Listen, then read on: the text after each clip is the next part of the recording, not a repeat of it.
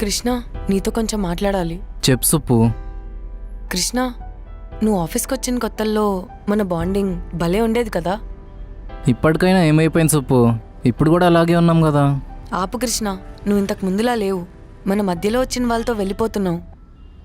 నేనేమో బంధాలు స్నేహితులు అంటూ అలానే ఉండిపోతున్నా. సుప్పు, ఇప్పుడు నీకు నేను చెప్పినా అర్థం కాదు.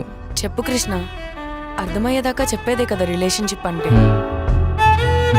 చెప్పినా అర్థం అవ్వదని దూరం పెడితే ఎంత బాధగా ఉంటుందో తెలుసా. ప్లీజ్ సుప్పు, నన్ను నమ్ము. నీకు బాధ కలిగి ఉంటే ఐఎమ్ సారీ. ఇదంతా చేసింది మనం మంచిగా ఉండడానికే. ఏమో కృష్ణ, మన రిలేషన్షిప్ని ఇక్కడితో ఆపేస్తే మంచిదనిపిస్తుంది. సుప్పు, నేను చెప్పేది కొంచెం వినొచ్చుగా. నేనెంత డిస్టర్బ్ అయ్యానో నాకే తెలుసు. బాయ్ కృష్ణ, టైం అవుతుంది, వెళ్ళాలి. ఇంటికి వెళ్దామని ఫిక్స్ అయిపోయినావు సుప్పు? లేదు కృష్ణ, నీ నుంచి వెళ్ళిపోదామని ఫిక్స్ అయ్యాను. ఏంటో ఏమో.